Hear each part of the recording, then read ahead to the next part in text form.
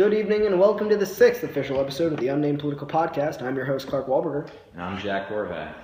Today we're going to be covering a wide variety of topics, from recent news with Donald Trump signing the GOP pact to not run as a third-party candidate, to the EU migrant crisis, to, if we have time remaining, a series of political and social issues ranging from the death penalty to Bill Clinton. And our thoughts on him. Today is a very special day for the Unnamed Political Podcast, as is the first time we have a guest.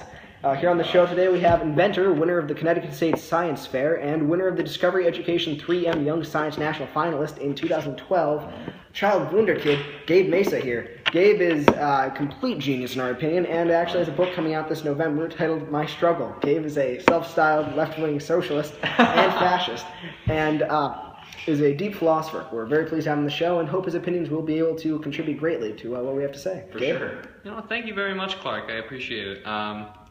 So, without further ado, let's dive into the topic. I suppose let's dive right into it. So, Donald Trump clearly has just signed the GOP pact that he will not run as a third-party candidate. You can actually find the actual image of his signature online. He published it himself on his own Instagram page. So clearly, this isn't something he signed reluctantly. How do you think? Do you think this shows that he's attempting to try to appeal more to overall Republicans in general? Is he just simply trying to reduce the risk that people believe he will run as independent? Do you think he's becoming more down to earth? I'd say. I feel a lot better now because now I know that he won't, pull a Ross Perot and run as a third party. Feels good. I feel a little bit better now. Yeah, I completely see that. I think we can all breathe a sigh of relief. Gabe, your thoughts? I think it's a clear move to move the Republican Party into his support because many of the candidates were reluctant to even acknowledge Trump in the beginning. Yes, very much. And recently, if you'll notice, there's begun to become almost a flame war between the two, biggest names, maybe not in the polls anymore, but the two biggest names Republican candidates, Jeb Bush and, of course, Trump. So clearly, though, I think all moderate Republicans can breathe a sigh of relief. This may not be all that great for Democrats, though. No. Seeing as they now have just lost one of their major hopes, which was that, of course, Donald Trump would run, split the vote, and Hillary would sweep. Yep. We may address Hillary later, actually, as she has also not been doing very great lately with her email scandal, which we addressed in the previous episode also. Yes, we did. Now, Donald Trump overall, Gabe, what are your thoughts on him? Well, I think his ascension to the through the polls is just astounding. It's stunning, positively. And I mean, if I were to pull one explanation, is his celebrity status. Yeah, I think that definitely has given him name awareness, brand awareness, I suppose. Yeah. His name's on the front of the building. Other candidates don't have, and the only other candidate that really has that brand name awareness is Jeb Bush. Mm-hmm. Yeah, of course. And then he obviously is the only one really competing with Donald Trump in the polls right now. I will definitely agree with that. Currently, we have seen, though, that Jeb, he definitely name-wise, he's been doing very well, but overall, it seems that Ben Carson has been gaining a little bit on him ever since the debate. But I think Jeb is definitely still a strong contender. He's clearly trying to come out ahead, shown by his aggressiveness in the Flame Wars. Definitely. The Flame Wars. Flame Wars. Yes. Oh, God. He's a veteran of the Flame Wars. He survived. The attack ads are pretty good. Some of them are quite interesting, actually, yes. Actually, like real attack ads. Oh, yes. We are finally in full swing. Yeah, and a lot of the new kind of modern movements through social media. It's kind of surprising to see all the candidates move through these mediums like Twitter, Instagram. Mm-hmm. Oh, yes, very They're much changing so. their platform. Mm-hmm. Especially Donald Trump on Twitter. It's very interesting to see how, because this is probably, last election we definitely, for the past few elections, we've slowly seen how the internet and social media have started to play a role. We barely saw it in the 2004 election. The internet was still new, but overall we saw a little bit of it. We don't really remember it that well. We, of course, are trying to give you the current teenage perspective. Many podcasts give you the perspective of older people, but we try to give you the perspective of the people who will be voting in 4 years. Sorry for that. Technically millennials. Yeah, the millennials. We are the tail end of the millennials. Last of the millennials. Yes, The last. I am the last of the millennials.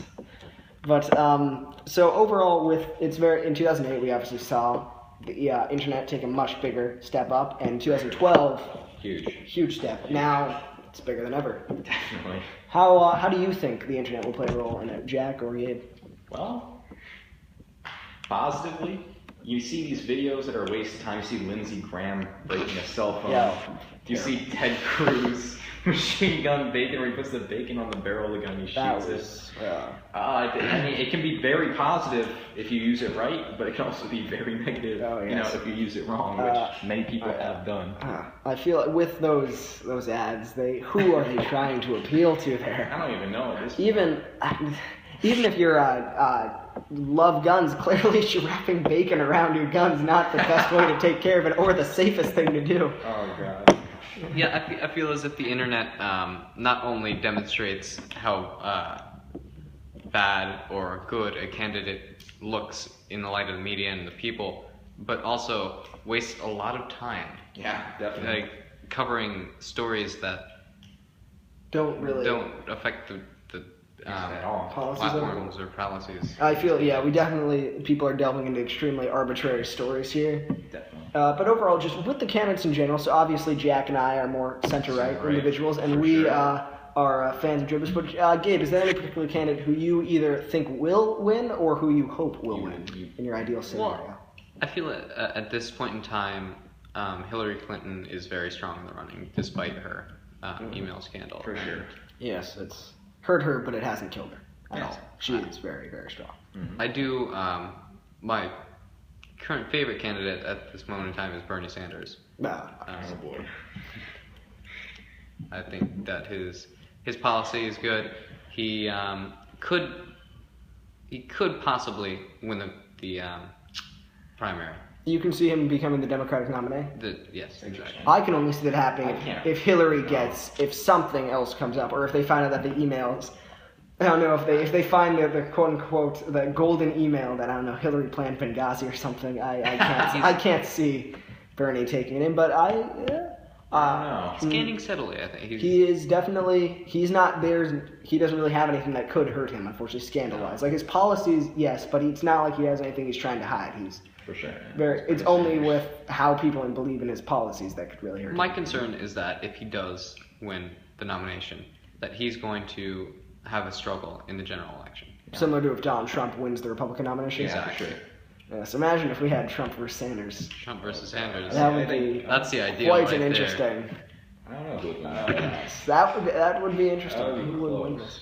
It seems we are getting into some quite scenarios. Another news we were unable to address in our last podcast. We do have a new major and extremely powerful candidate for the 2020 election.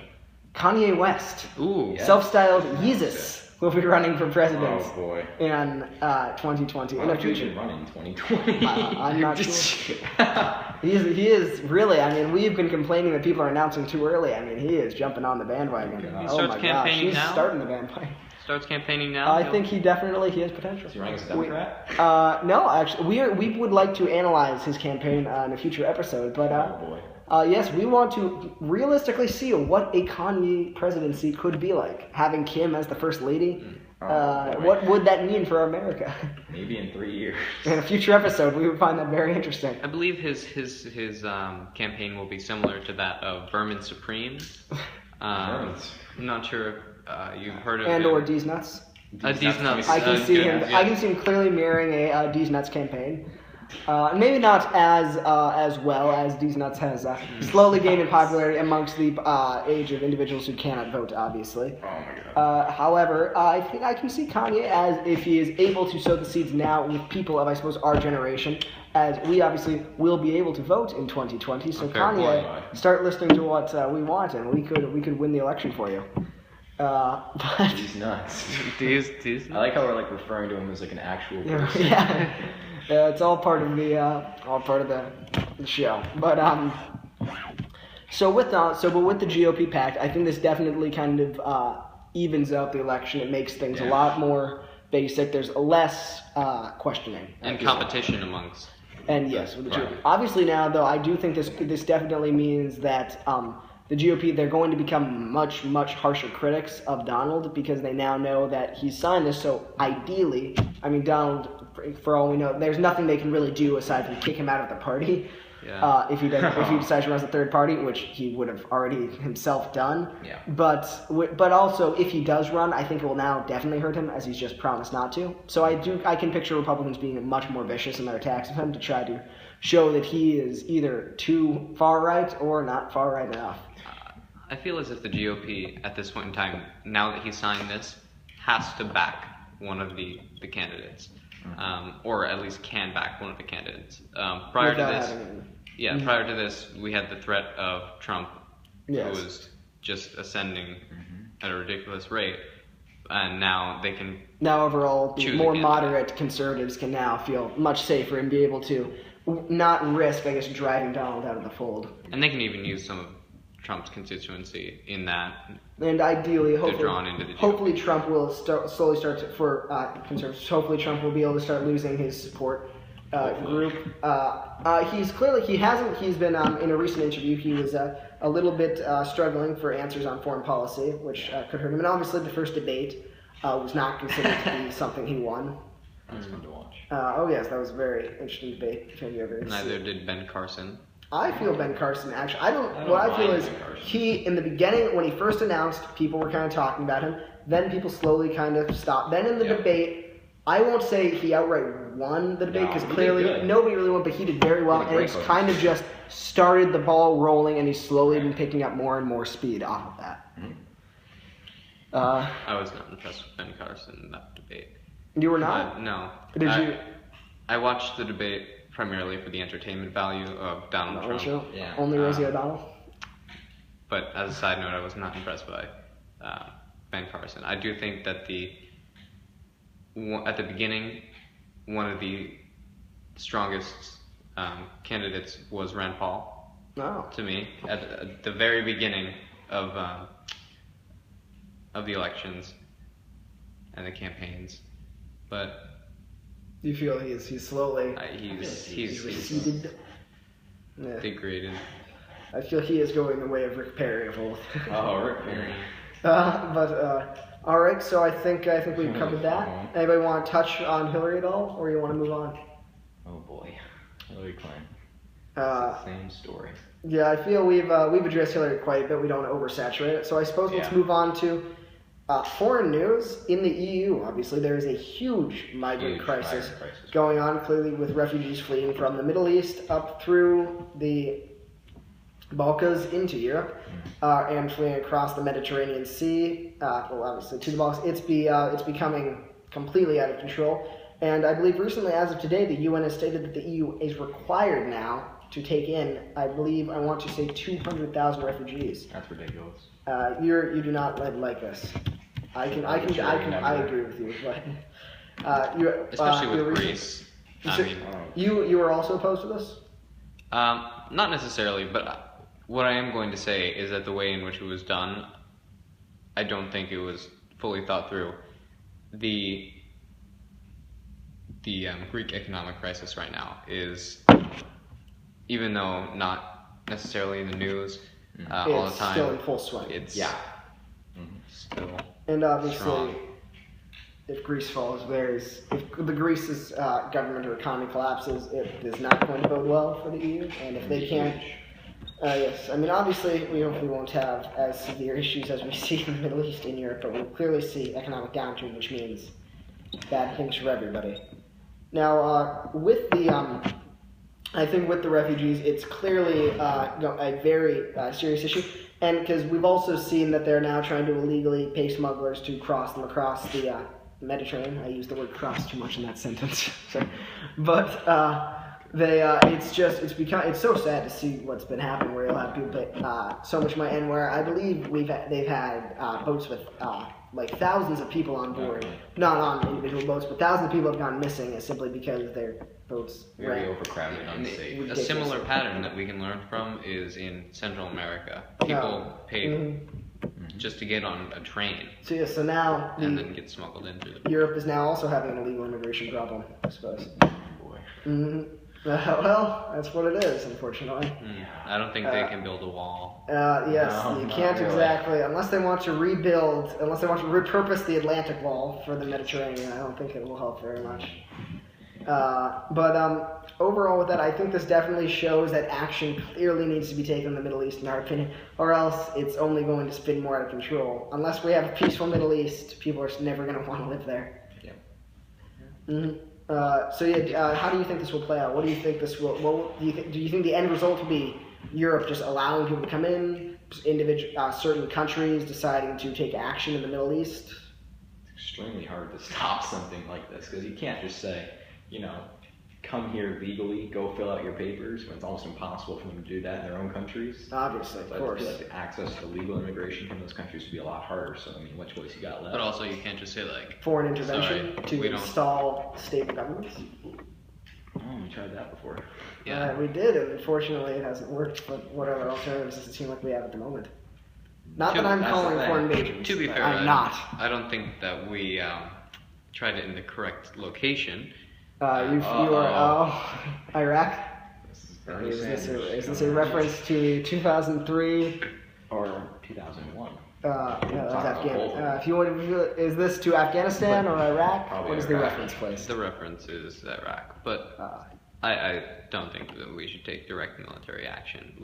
I'm not against the usage of drones and military equipment. Mm-hmm. So that way we can influence the countries without necessarily. But you don't support boots on the ground? I do not support boots on the ground. All right. Fair enough with the boots on the ground issue. So clearly this has become a spinning out of control. We've obviously had horrible incidents with the truck found in Austria with 50 dead bodies. Yes, unfortunately.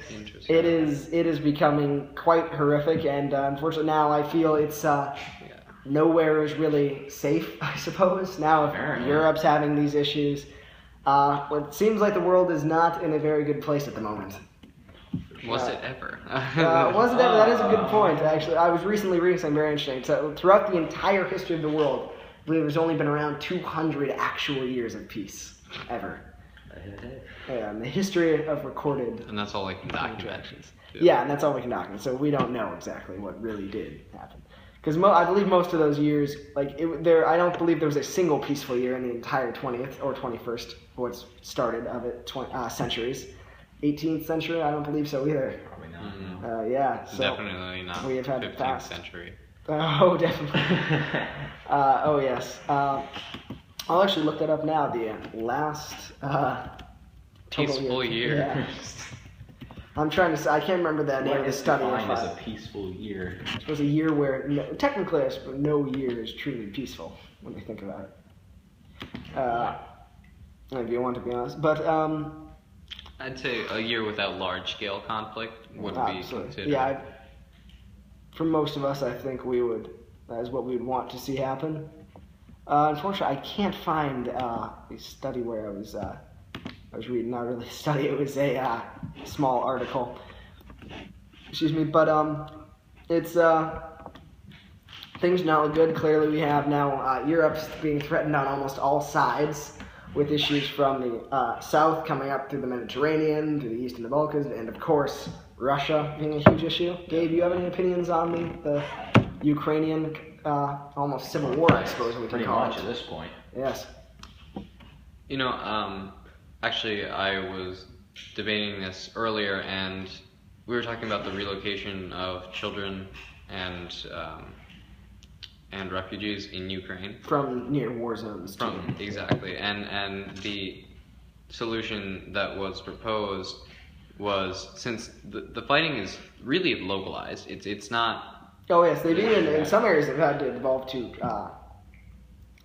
very intense urban warfare, trench warfare in some areas. But there are complete parts of the country in which there's no conflict at all. Yeah. Oh no, it's only occurring near the Russian border. And so similar to to Great Britain during World War II, I think it would be beneficial to relocate some of the refugees to other parts of the country. Mm-hmm. In my opinion, just with this conflict, it's shocking because basically Russia has declared war on Ukraine. They just haven't actually said it out loud. Yes. Yeah, basically. But and nobody is doing anything, which is so shocking. I mean, obviously Ukraine's not a member of NATO, I believe. But I don't think so. still, it's just shocking that no action has been taken whatsoever to really combat this. I mean, we've obviously provided funds to the Ukrainian government, but we haven't done anything else. As far as we know, maybe they're top secret operations, but... Well, we don't want to... Of course, we don't hope at all costs we want to avoid a war with Russia, which we've been successfully, or less than successfully doing for the past since 1945. But obviously, that would not bode well. But I feel some action needs to be taken to stop this, because there is no end in sight unless eastern Ukraine decides to join Russia, which will, unfortunately, I feel, just fuel Russia's territorial ambitions more. Yep. Probably. What's next, Finland? Finland.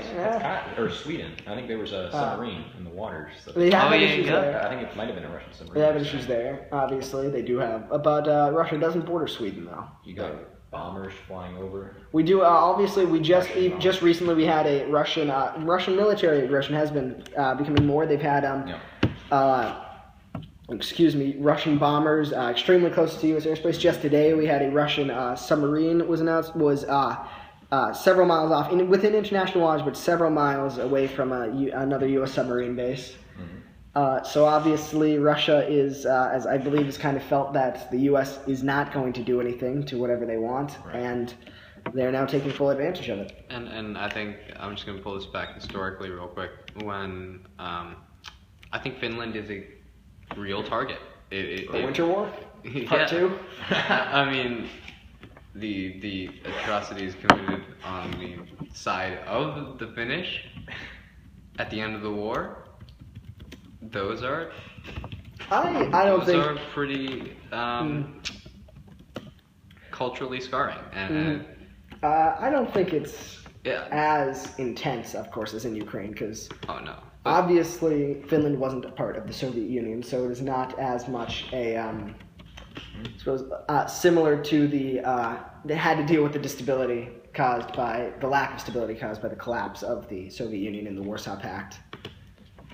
But I can see issues arising with Finland if Russia just starts to try to pick fights. Poland could obviously be next. But yeah, it's just things do not seem like they're boding well for anybody. All right. Any other thoughts, Jack? Do you have anything to contribute? No, I'm completely not an expert in the crisis. Strategically, I think Finland would be the next place. I personally, if I had to guess, if there is a next place, hopefully there won't be. I could see possibly either Japan or Finland being other sources of issue. I mean, technically, Russia and Japan still are fighting World War II. Technically, yes, very technically. There are parties in Japan that actually wanted to back Russian land because it was part of and Japan is now remilitarizing, which I personally think is a good idea, but not obviously against Russia, but with the issues in the South China Sea. China's flexing its military muscle. Basically everybody's remilitarizing. It seems like a lot of parades. A conflict may soon arise with everybody getting arms. Based on what we've seen, though, it seems that it will not. If a conflict does arise, do you think that a world war or something like that could be on the horizon? I don't think a world war. But you definitely think a war? I think what we've been fighting right now are like one-sided conflicts that just drag out. You think more of those? Yeah. More of those will occur. I'm not sure what the climax would be. I can't see a huge, because obviously nobody wants a nuclear war, which is the ultimate climax here. But I can definitely see some conflicts possibly starting in Southeast Asia with China's aggression. China possibly fighting one-sided wars against other nations there. If China were to, say, attack the Philippines, how do you think the U.S. would respond?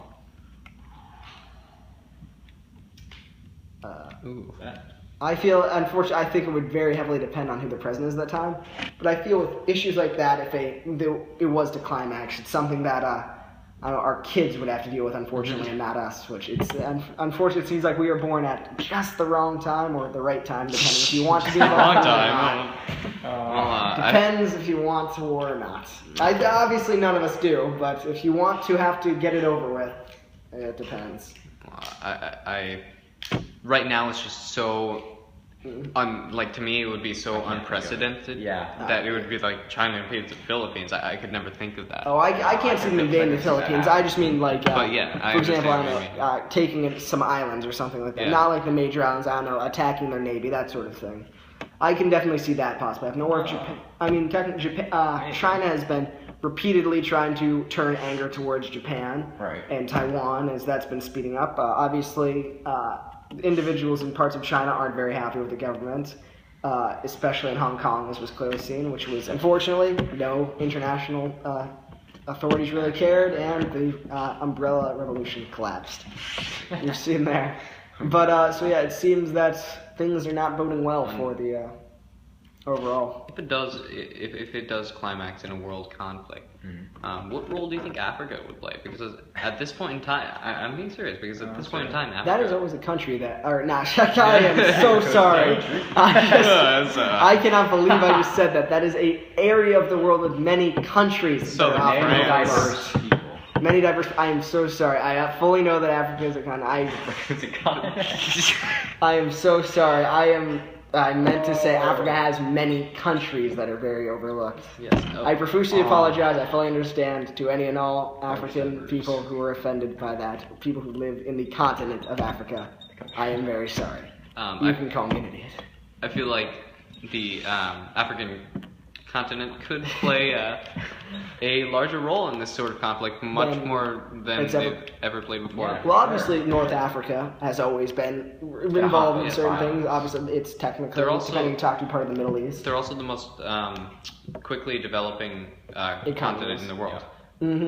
So more than ever, I feel, colonization kind of definitely interrupted African history. Now Africa is finally able to come onto its own now that colonization and theirs ended, and they're finally able to start to work within their own nations to build themselves up. But with the issues of Boko Haram, I can see if the Boko Haram has not really been going away, unfortunately. But with their more developed things, I feel like, do you think that there could possibly be, if international conflict does occur, African countries could devolve into more infighting? I mean, obviously, the war in Sudan is only just wrapped up and could start again at any point, unfortunately.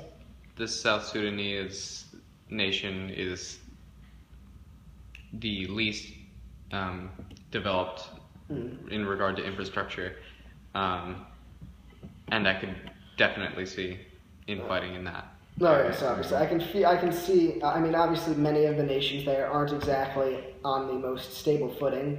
Nigeria, especially with Boko Haram. I don't see their government collapsing, but I can also, again, not see really any foreign intervention being taken beyond sending aid.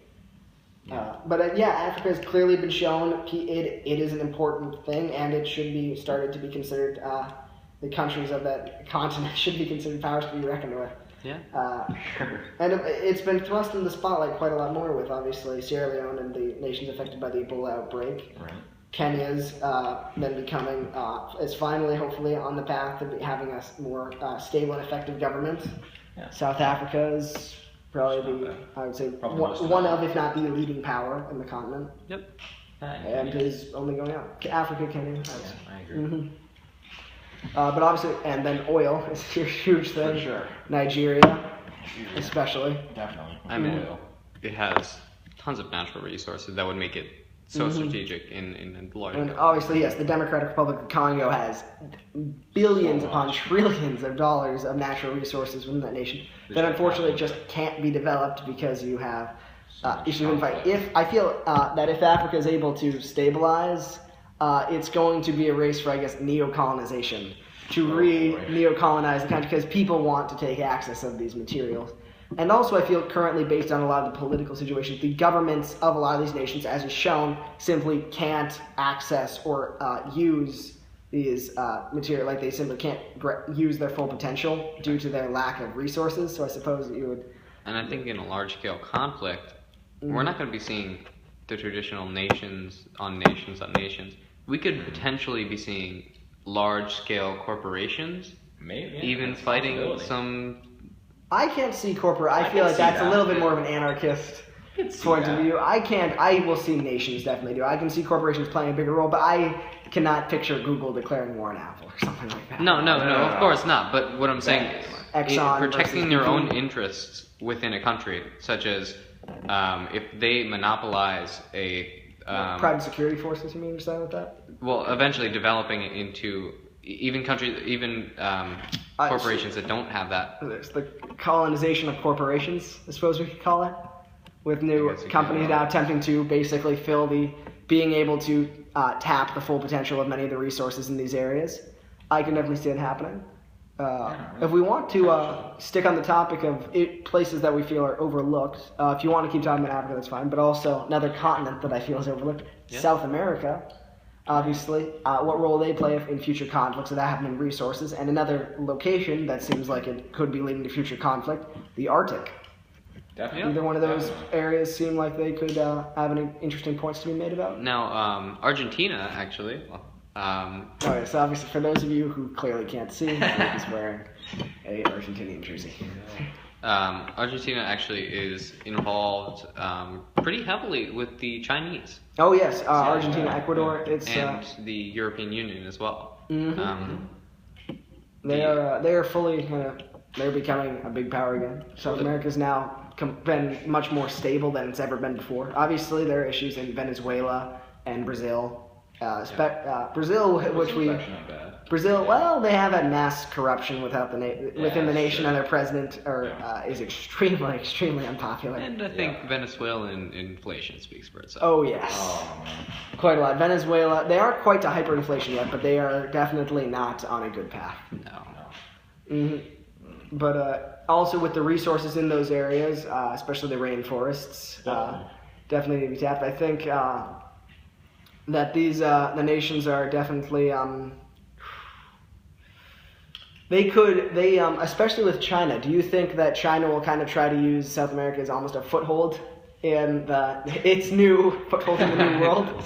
If we're going down this hypothetical, not of course with actual colonization, but more with, I guess you could say, corporate colonization. Yeah, we coined that on the Unnamed Political Podcast, right here. Corporate colonization. We should put that out there. Yeah, I like that. This is good. Kind of the concept of companies being able to fill the void that countries left when they decolonized. Just for another example with Argentina, they actually were indebted to an American company. And this pattern, and they actually defaulted because this pattern has been shown in a bunch of different countries, developing countries, even less so than Argentina. Very, very corporate colonization. And obviously China, being a communist country, corporate colonization and regular colonization maybe not quite, I'm not saying actual colonization, of course, but I mean, a majority of major corporations in China are technically owned by the government. And with that, and also with that, I feel definitely South America may be turning to the east rather than the west for its, I suppose, its future, as clearly we have not had a great history with South America in terms of relations. We've had some good relations, but we've also not. And clearly, I mean, Ecuador is getting, I believe, $4 billion from China in loans over the next several years. Their relations are improving quite a lot. And do you think the U.S. needs to take steps to catch up? Because if you look at the presidential election, it's just not an issue people know about that much or really care about, but it seems like it could definitely start to be affecting us. Yeah, I think we can definitely do more to involve ourselves in the South American region. I think we need to... We're taking steps with Cuba. Obviously, with Cuba, I feel was not, because Cuba is not having the issue of it could go to China. I feel with Cuba, when we got relations, we needed to get something from them. We needed them to become more democratic, to give more rights to their people, not just to open it up. Well, let's open it up. That's how you get there. I mean, I personally feel like this is an example of President Obama being unable to have a legacy, so he's now kind of caving in on foreign policy to be able to have a checklist. Well, even if he doesn't have a legacy, he opens it up for the next president to affect the Cubans in such a way that could bring democracy there. Ideally, I mean, if it eventually ends up bringing democracy to Cuba, it's a good thing. I just feel there was a better way to do it with regards to the nation. But in South America, I think in the Caribbean, clearly we've been, we don't really, there's no one really to compete with. Mexico's not exactly trying to do this. But, I mean, just if you want to mention Mexico, How do you think that Mexican-U.S. relations are going to develop during the elections? Clearly, Donald is not making them very happy. Well, clearly they're just going to cave in. The government of Mexico is just going to build a large wall. I mean, that's clearly the solution to our relation. I don't. That is clear. Just building a wall is not going to be able to. You need to be. If you want to prevent illegal immigration, you need to be smart about it. You can't just say we're just going to build a wall. No. That doesn't work. Walls fall. Yeah. So back to undeveloped regions or regions with many resources that could do it. Obviously, the Arctic, with it becoming more and more of an issue with Russia having massive expansion there over the past several years, and now kind of tapping the resources there. I suppose the Canadian North is now finally becoming realized for the potential has, in addition to Alaska and the Scandinavian nations. Right.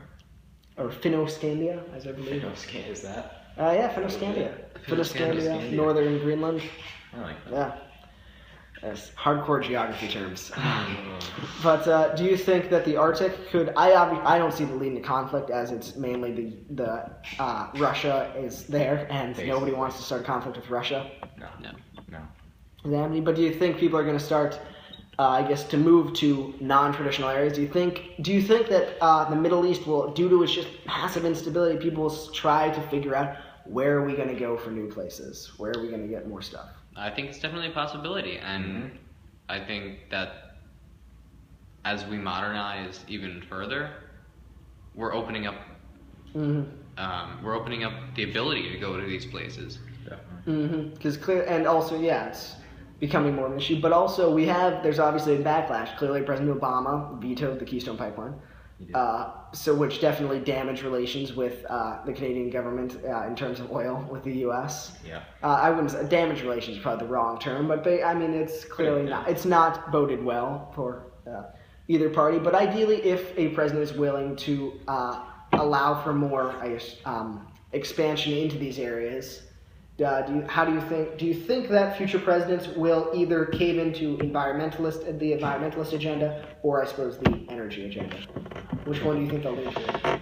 Energy. I feel eventually, even the most hardcore liberals will not be able to, the most hardcore liberals who live within reality will not be able to continue to press an agenda that hard, an extreme environmental agenda for that long without realizing. If you don't, the greatest environmental agenda is to dismantle any possible thing and go live in the woods. Did you know that there's a type of anarchism classified as green anarchism? Is that where you just kill all humans and let the plants take over? No, close. Sorry, no. It focuses on environmental issues and. Apologize to all green anarchists out there. I don't really understand the Green Party that much because I can't understand how you can base a party around the environment. Yeah, exactly. I'm impressed. Obviously, the Green Party is not a huge force in the U.S. In Canada, however, it's one of the, I would say, five bigger parties in the country. Obviously, a very small party, but at least they have seats in their parliament. Definitely quite a bit. So with the Green Party, it is obviously you've seen Green parties have now slowly started to address other issues and develop new platforms, because once you get past we want environmental agenda, you want anything else? No. They need to fill something, so now they are. Yeah, they definitely do have plans other than. But with that, I have noticed in some Green parties it has kind of seemed like they mainly just are now kind of saying, we really want environmental agenda. Okay, now that you have all that power and you need to do things other than just the environment, they're just going to say, oh, well, we didn't really think that far ahead, so we're just going to go with what the farthest left party says. But, I feel it's kind of a way, partially a way for very far left parties to be able to get in under the radar, I would suppose, without being labeled far left. But overall, so I think that covers it. Would anybody like to make any closing statements about any of the issues we discussed? We have death penalty up next. We are running a little bit short on time. We may address death penalty in a future episode. Okay. And some of the other topics that we may have discussed were possibly violence in video games, and whether or not people believe. Let's do a short one, just to. Do you want to? About some video games? Yeah, let's just do a quick little finish up, and a complete different change. We're going to move on to something hopefully a little less depressing than And possible controversial. war and Yeah. violence in video games. Possibly more controversial, though. I'd say less controversial. Mm, World War versus video games causing violence. World War versus World War on your TV. Oh. So Gabe, do you feel, you being I more of a feel- gamer than us? I feel as if video games do not substantially affect violence in any way. I can agree. I unfortunately I can't picture. I mean, obviously, if you already have a pre-existing mental condition, then I suppose so. But for an average, normal, well-adjusted person, a video game will not encourage you to think, oh, you know what? Yeah. I watched the movie. I mean, clearly, we've seen violence in movies for years. Yep. And whether or not you agree with how much violence is there, we haven't seen people lose it. Obviously, with people who do have issues, it is an issue. It does. Definitely. But I don't feel we should change the way people live because of a very vocal minority. No, Exactly. and if we said that we can't have the right to knowledge in that we're talking about video games here, but it is in effect some sort of art form or experience. If we can't have an experience because we could possibly think in a bad way because of it, that's just a ridiculous mindset. We wouldn't really go anywhere. So I'm not a huge fan of extreme violence, but I completely agree with your point. I think this is for us pretty much one of the easier topics we ever covered. Yeah, well, It's the people that play it, Yeah, not the actual video game. I think we can all agree on that. I think we do.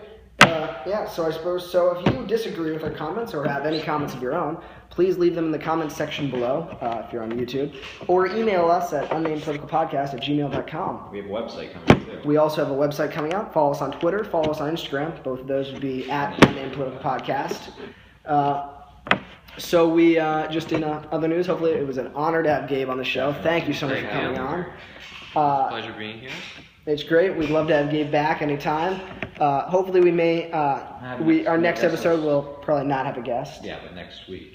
Hopefully next week we may have another guest coming up, and we may have a few more lined up. We may try to get into a pattern of this, and hopefully we'll develop into a more regular pattern, possibly with Monday, Friday, maybe Saturday videos. Yeah. 3 a week. I think that could work. We'd like to keep covering issues like this. We may branch out in history. If we do, we'd love to have Gabe on, as Gabe is Definitely. clearly a huge, along with me, an enthusiast, and Jack, of course, of history. Definitely. And we're excited. We're moving forward. Any and all suggestions you have and critiques for the podcast, tell us in the comments section.